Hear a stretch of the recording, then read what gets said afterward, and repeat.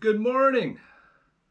Just made myself up a nice little sausage egger with cheese for brekkie and a good old drip coffee.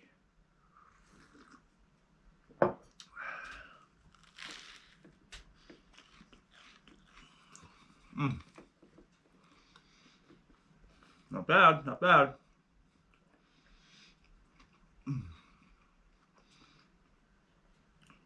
So I made it through the blizzard. There was a snow blizzard here in Alberta.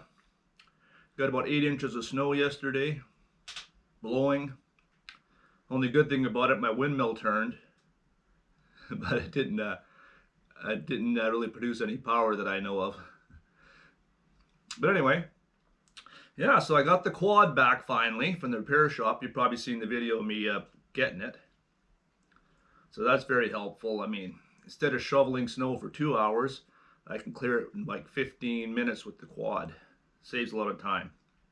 Fortunately, the first cleaning I did there, unfortunately, on the way to park it back into my little shelter, I hit a stump with the blade, broke the bolt that goes across the holes, the blade onto the quad. But I managed to manufacture one yesterday with some rebar. Just cut the length of the rebar, drilled some holes, put pins through, and got it all fixed up again. Double checked all the fluid levels and retorqued the wheels because they had the wheel off when they worked on the brake and stuff. So yeah, so now the snow is not a problem. So I'm gonna have my brekkie.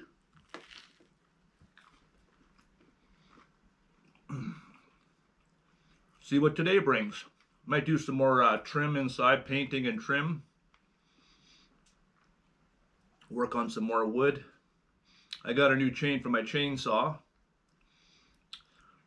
Sharpening and sharpening it. It was working, but eventually the chain does wear out. So got a new one. I'm gonna put that on my power saw. Maybe cut up some more wood and see what else I can get into today. Hope everyone's doing well out there, staying warm.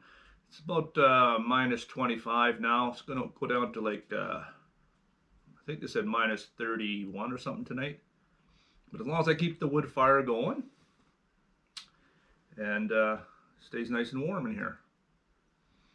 And I got no place that I have to be, so I just take it easy right here and relax. Because life has enough ups and downs, I don't need to make more.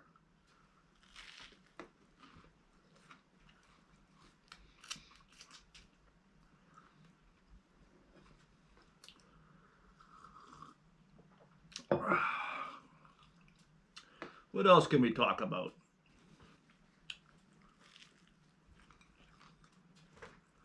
Another thing I accomplished yesterday is I got some more fire brick for the wood stove.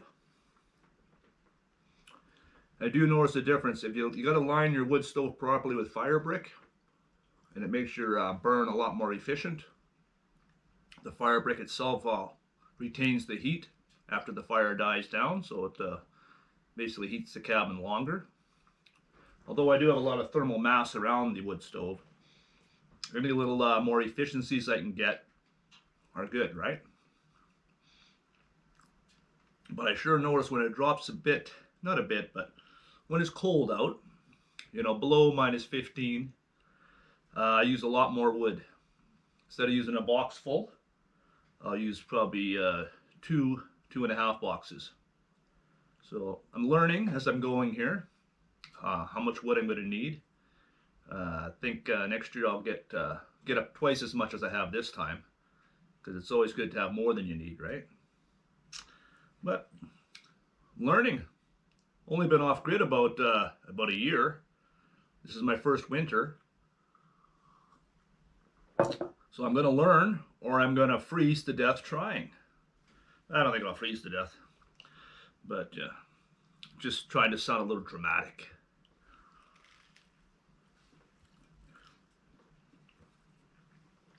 Then I'm going to get to her, finished my breakfast burger, homemade breakfast burger, off-grid style, and then get at her. There's always a few chores to do, always things to get done.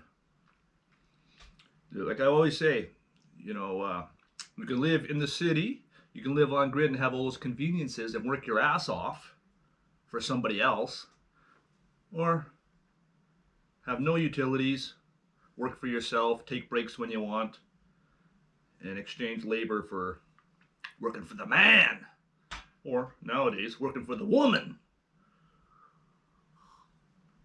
Cheers, take care out there, and stay warm, stay safe. Remember, when you're traveling, make sure you have your safety kit with you, have extra clothes, food, and safety devices in case you break down.